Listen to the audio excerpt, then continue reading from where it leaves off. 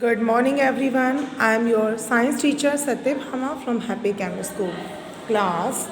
In previous class we will discuss about chapter number 8 and we have completed. Now today we will discuss about chapter number 9. So that tomorrow I will take your test in live class. Student chapter number 9 is air and water, यानी कि हवा और पानी। देखिए आप सभी को पता है बिना हवा के हम सांस नहीं ले सकते, ना ही हम कुछ भी चीज़ सुन सकते हैं, इसलिए हवा हमारे लिए बहुत ज़्यादा ज़रूरी है। पानी हमें पीने के लिए चाहिए और बाकी कामों के लिए भी चाहिए।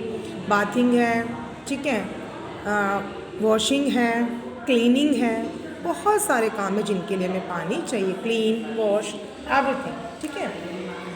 तो देखिए आप सभी को पता है कि विंड किसे कहते हैं। द मूविंग एयर और blowing air is called wind, यानी कि बहती या चलती हुई हवा को हम विंड कहते हैं, ठीक है। उसके बाद होता है एटमॉस्फेयर, जो आपका है। एटमॉस्फेयर क्या होता है? The huge layer of air all around the earth is called atmosphere, यानी कि एटमॉस्फेयर हम उसे कहते हैं जो हमारी पृथ्वी की चारों तरफ है। एज वी गो हायर, जैसे हम ऊपर की ओर जाते हैं, higher up in the atmosphere the amount of air become lesser, यानी कि उसमें क्या होता है, जितना हम ऊपर की ओर जाते हैं उतना ज़्यादा जो हवा है वो कम होती जाती है। Now we will see the atmosphere can be divided into 5 layers, यानी जो हमारा एटमॉस्फेयर है उसे 5 परतों में बांटा गया है। Troposphere, stratosphere, mesosphere and next है थर्मोस्फेयर एंड एक्सोस्फेयर। इन पांचों की पांचों परतों में हमारे जो एटमॉस्फेयर है उसे बांटा गया है, ठीक है, उसको बांटा गया है और ये सभी के सभी अपना अपना वर्क करती हैं।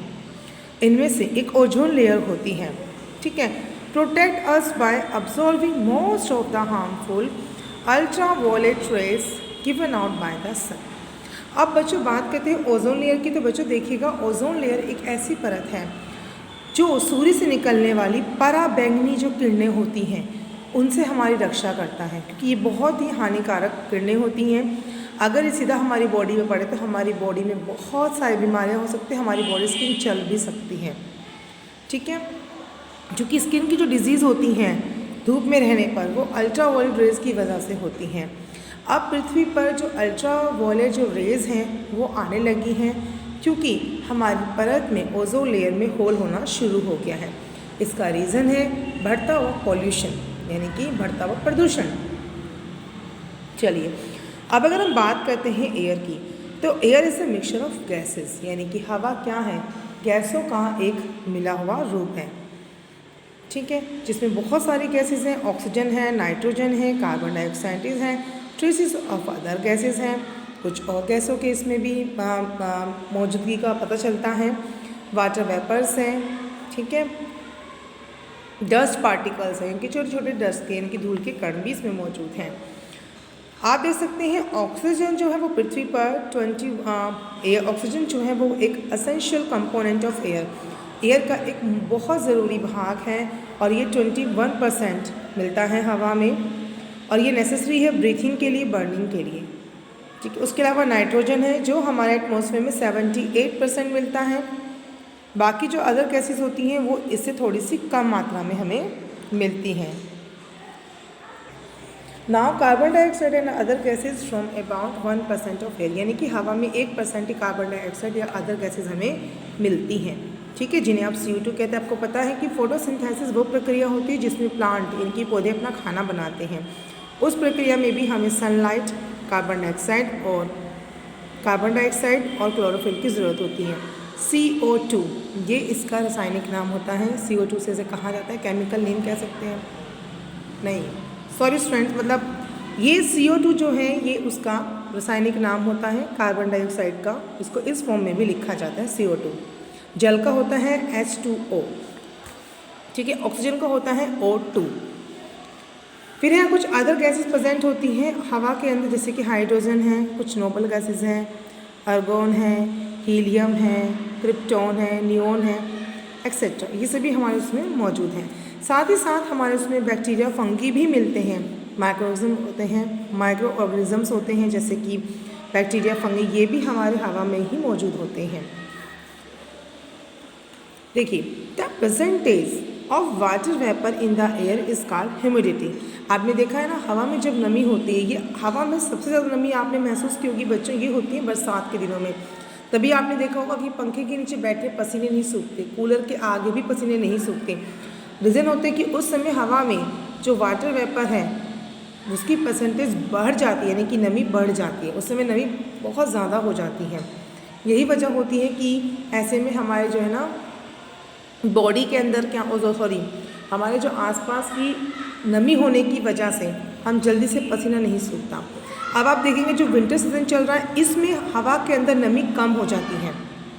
नमी कम होने की वजह से क्या होता है कि आपकी स्किन में रैशेस पड़ जाते हैं, खुश्क हो जाती है त्वचा, है ना, बिल्कुल से कटी कटी स्किन हो जाती है। रीज़न है कि अब उसमें क्या होता है कि हवा के अंदर वाटर वेपर जो होते हैं वो कम हो जाते हैं। चलिए, अब अगर हम बात करते हैं एयर की, यानी कि प्रॉपर्टीज़ ऑफ एयर बताई गई है कि एयर की खासियत क्या क्या होती है। एक तो एयर जो है स्पेस लेता है, ठीक है। उसके अलावा एयर हैज़ वेट। नेक्स्ट है air exert pressure. Air is necessary for burning, moving air has force. तो ये वो चीज़ें हैं बच्चों जो एयर करती हैं। एयर में खासियत होती है, एयर स्पेस भी लेता है, ठीक है, उसमें वज़न भी होता है, साथ ही साथ वो दबाव भी बनाता है। उसके अलावा जलने के लिए भी हवा की ज़रूरत होती है। याद रखिएगा, ये एक्टिविटी जो मैं आपको इस सैटरडे को ऑनलाइन क्लास में ज़रूर करवाऊँगी, ठीक है। फिर हम बात करते हैं यूजेस ऑफ एयर की। तो आप देखेंगे बच्चों कि air is used for burning fuel, किसी भी ईंधन को जलाने के लिए ऑक्सीजन चाहिए। ब्रीथिंग के लिए जानवरों, इवन ह्यूमन बींग्स को ही नहीं, जानवरों को, जितने भी जीवित चीज़ें हैं सभी को ऑक्सीजन चाहिए ही चाहिए। यहाँ तक कि पानी में रहने वाले जो जीव हैं वो भी क्या करते हैं, वो भी ऑक्सीजन से ही जीते, लेकिन वो पानी में घुली हुई ऑक्सीजन के सहारे जीवित रहते हैं। Air is needed to hear sound. हवा, यानी कि हवा की ज़रूरत होती है हमें आवाज़ सुनने के लिए भी होती है। और compressed air is filled in types of various vehicle. हवा जो होती है वो कंप्रेस करती है, उसको हवा को किसी भी चीज़ों में हमें भरने के लिए भी, व्हीकल्स में भरने के लिए भी हमें हवा की ज़रूरत होती है। अगर हम बात करते हैं वाटर की, तो वाटर कम से कम 78% ऑफ पानी कवर करता है of the surface of our earth, हमारे अर्थ का। That is why the earth is often called the blue planet. यही वजह है कि अर्थ को ब्लू प्लैनेट कहा जाता है। अब आप देखेंगे कि वाटर के अंदर इम्प्योरिटीज़ भी होती हैं, यानी कि गंदगी भी मौजूद होती हैं। Substance that make the water unfit for use are called impurities, यानी कि वो मौजूद पदार्थ जो पानी को इस्तेमाल करने लायक नहीं बनाते, जो उसको इस्तेमाल करने के लिए छोड़ते हैं, मतलब उसके लायक नहीं होते कि उसे हम इस्तेमाल कर सकें उस पानी को, वो कहलाती है इम्प्योरिटीज़, यानी कि गंदगी, नहीं गंदा पानी, ठीक है। इस पानी का इस्तेमाल हम नहीं कर सकते क्योंकि हम बीमार पड़ सकते हैं, ठीक है। तो इस पानी को हमें क्लीन करना पड़ता है। तो क्लीन करने के लिए भी क्या है, इवेपोरेशन है, डिस्टिलेशन है, ठीक है। अब इसका हम यूज़ करते हैं जो रिमूवल ऑफ सोल्यूबल इम्प्योरिटीज़, यानी कि पानी के अंदर ऐसी इम्प्योरिटीज़, ऐसी गंदगी जो उसके अंदर घुल जाती हैं, ठीक है।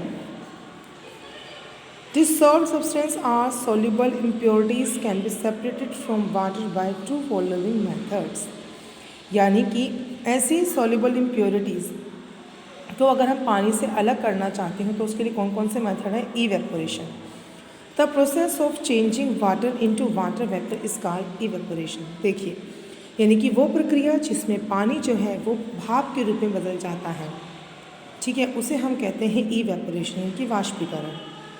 Dissolve some sugar in water and pour it in evaporating dish. Heat it till all the water evaporates. You will find the sugar is left on the evaporating dish. The soluble impurities or dissolved substance can be separated from water by evaporating water.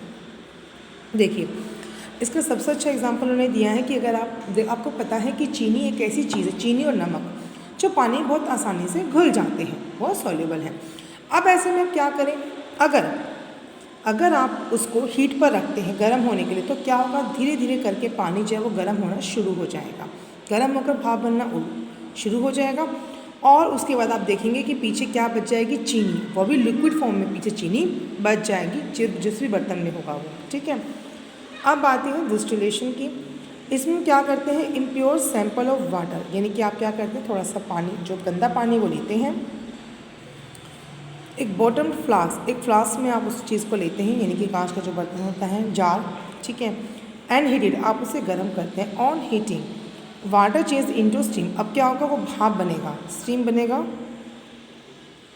And the impurities are left behind when the steam pass through the condenser, it cools and turn into water.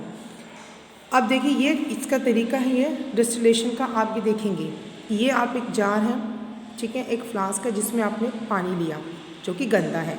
अब इस पानी में यहाँ पर heat पहुँच रही है, गर्म हो रहा है। गर्म होने पर क्या हो रहा है बच्चों कि इसमें से जो पानी है तो भाप बन रहा है। धीरे धीरे वो क्या हो रहा है, धीरे धीरे वो जा रहा है कहाँ, एक कंडेंसर में जा रहा है, ठीक है, नली के अंदर जा रहा है, आप देख सकते हैं। उसके बाद धीरे धीरे क्या हो रहा है कि वो ठंडा हो रहा है। देखिए यहाँ से हवा जा रही है तो क्या हो रहा है, वो ठंडा हो रहा है, ठंडा होकर के वो बूंद बूंद के रूप में नीचे आ रहा है। अब यहाँ पर जो पानी जो दूसरे अदर जो फ्लास्क में इकट्ठा होगा वो पानी होगा प्योर।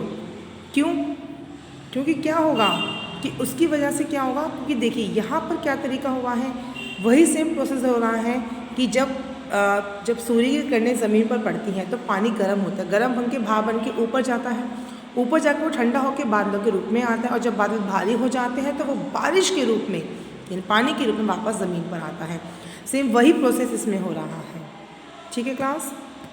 उसके बाद है रिमूवल ऑफ इनसॉल्युबल इम्प्योरिटीज़। अब अगर आपको कुछ इम्प्योरिटीज़ रिमूव करनी है ऐसी जो उसमें इनसॉल्युबल है, घुल नहीं सकती, तो उसके लिए क्या है, सेडिमेंटेशन है। इसमें क्या करते हैं बच्चों की, जार लेते हैं, उस जार के अंदर क्या करते हैं, पानी लिया जिसमें आपने मिट्टी मिली हुई, आपने उसे क्या करा, कुछ देर के लिए उसे रख के छोड़ दिया। तो क्या होगा, जब आप उसे कुछ देर के लिए छोड़ेंगे तो तली में क्या है, जो इम्प्योरिटीज़ हैं, जैसे कि मिट्टी है, पत्थर के कण होंगे, वो सब के सब नीचे तली में आ जाएंगे, और जो साफ़ पानी है वो ऊपर रह जाएगा, जिसे आप किसी और दूसरे उसमें ट्रांसफ़र, किसी दूसरे जार में आप उसे ट्रांसफ़र कर लेंगे, और यही कहलाता है डिकेंटेशन, ठीक है। फिर होता है फिल्ट्रेशन। इसमें क्या होता है, ये भी प्रक्रिया होती है छानने की। आपके सभी घरों में एक फ़िल्टर देखने को मिलता है ना, एक तो फ़िल्टर ऐसा होता है जिसमें कि कोल लगी होती हैं, क्लोरीन की चाक, जो चाक मिट्टी होती है ना, जो चौक होती है, उसकी कैंडल्स बनी हुई होती हैं, स्टील के फिल्टर्स आते हैं, उसमें वो चौक लगी रहती हैं, बोतल की आकार की होती हैं, समथिंग कुछ इस आकार की होती हैं, ऐसी होती हैं वो, ठीक है। और वो एक बॉल के जरिए फिट की जाती है, फिल्टर के अंदर लगी रहती है, जिसमें क्या होता है कि ये काम करता है, जो इम्प्योरिटीज़ होती हैं उन्हें सोख लेता है या अपने अंदर छोड़ देता है। तो वही काम है फिल्टरेशन में। क्या होता है कि ये प्रोसेस एक ऐसा प्रोसेस है जिसमें सेपरेटिंग की जाती है इनसॉल्युबल इम्प्योरिटीज़ को पानी में से, वो भी फ़िल्टर पेपर। यहाँ पर फ़िल्टर पेपर का यूज़ किया जाता है, तो ये भी केमिकल फ़िल्टर का ही काम करती हैं। तो इसमें इन्होंने क्या क्या आप देख सकते हैं फिल्टरेशन में, इन्होंने एक फ्लास्क लिया, इस तरीके से इन्होंने क्या किया है, इन्होंने आप देखेंगे इन्होंने एक पानी लिया जो मिक्सचर है जिसके अंदर गंदगी मिली हुई है। अब यहाँ पर इन्होंने एक फ्लास्क, उसमें ये देखिए इन्होंने एक फ्लास्क लिया है, उसके अंदर इन्होंने क्या करा है, उसमें इन्होंने फ्यूनल ऐड करी है, एक नली ऐड करी है उसमें। आप देखेंगे जिसमें फ़िल्टर पेपर इन्होंने रखा है, पानी जब उसमें डाला जाएगा तो आप देखेंगे कि धीरे धीरे वो पानी में से एक एक बूंद करके नीचे पानी इकट्ठा होना शुरू होगा। तो जो पानी नीचे की ओर आएगा वो होगा फ़िल्टर वाटर। सेम ऐसे ही ये कैंडल भी वर्क करती है, इसमें से पानी एक एक बूंद कर करके नीचे जाता है और वो भी फ़िल्टर हो जाता है पानी, ठीक है। तो ये क्या काम करता है, इसमें मेन जो यूज़ होता है इसमें होता है फ़िल्टर पेपर का यूज़ किया जाता है, जो कि इम्प्योरिटीज़ को अपने अंदर ही रोक लेता है और बूंद बूंद पानी जो ड्रॉप के रूप में नीचे आता है, फ़िल्टर वाटर होता है वो, ठीक है। अब है प्योरीफिकेशन ऑफ ड्रिंकिंग वाटर। अब अगर आपको पीने के पानी को साफ़ करना है तो क्या तरीका है, बॉइलिंग करना है, क्लोरीनेशन करना है, डिस्टिलेशन करना है। डिस्टिलेशन तो मैंने आपको यहाँ पर दिखाई दिया, सेम वही वाला प्रोसेस है। बॉइलिंग करना होता है कि पानी को गर्म कर लो, गर्म करने से भी क्या होता है उसमें जो जितनी भी कीटाणु होते हैं वो मर जाते हैं, पानी पीने लायक हो जाता है, ठीक है। अब हम बात करते हैं क्लोरीनेशन की, तो इसमें क्या होता है, क्लोरीन डालते हैं पानी के अंदर, उससे उसके अंदर जो बैक्टीरिया और जो जर्म्स होते हैं वो ख़त्म हो जाते हैं। आपने देखा होगा जो पानी हम भारत सरकार के द्वारा, जो पानी जल विभाग द्वारा जो भेजा जाता है, वो पानी क्लोरीन मिला हुआ होता है। यही वजह होती है कि इस पानी में थोड़ा सा भारीपन महसूस होता है हमें। अगर आप अन्य राज्यों में जाएंगे जहाँ पर पानी ज़मीन का पीते हैं वो फिर भी हल्का होता है, पर यहाँ का पानी भारी होता है क्योंकि इसमें क्लोरीन की मात्रा मिली हुई होती है। तभी आपने देखा होगा कि कभी कभी पानी पीने में कड़वा भी लगता है। ठीक है क्लास, तो ये है इसका, ये आपका चैप्टर है जो मैंने आपको शॉर्टली समझाने की कोशिश करी है, ब्रीफली। अब बात करती हूँ मैं इसकी बुक वर्क की। Percentage of oxygen in the air is 21%, percentage of nitrogen in air is 78%. Oxygen is necessary for burning and breathing, so that means both of these. What percentage of earth covered is with water? 78% पानी है हमारी पृथ्वी पर। फिर है fill the blanks है, all human beings and animals breathe in dash to stay alive. जिंदा रहने के लिए सबको क्या चाहिए? Oxygen. We can only feel air, हम सिर्फ हवा को महसूस कर सकते हैं। Air has weight, तो आप यहाँ पर कुछ भी लिख सकते हैं कि air has wait, air occupies space, but यहाँ पर हैज़ आया तो दैट मीन्स यहाँ पर वेट ही आएगा। ठीक है, एयर हैज़ वेट आप ये लिखिएगा। The water we drink must be purified, यानी कि जो पानी हम पीते हैं वो साफ़ होना चाहिए। बात करते हैं ट्रू फॉल्स की। Air is needed to hear sound, that's the true. The still water is the purest form of water, yes true, ये सबसे प्योरेस्ट फॉर्म होती है। फिर है mesosphere contains the ozone layer, false. The air contains smoke and dust, true. तो class ये आपका बुक वर्क है पेज, तो आपका मैं सिर्फ इसी बुक वर्क का ही मैं कल आपसे बच्चों का टेस्ट लूँगी, और पिछली क्लास में बच्चों ने कहा था कि मैम ओरल टेस्ट भी लें, तो स्टूडेंट्स आपसे बच्चों का मैं ओरल टेस्ट भी लूँगी। तो आपसे बच्चों को चैप्टर नंबर 9 जो है, चैप्टर नंबर 9 जो है बच्चों आप सभी को ध्यान से पढ़ना है। कुछ क्वेश्चंस मैं इसमें से और लूँगी आके। तो क्लास आज के लिए इतना ही। Thank you.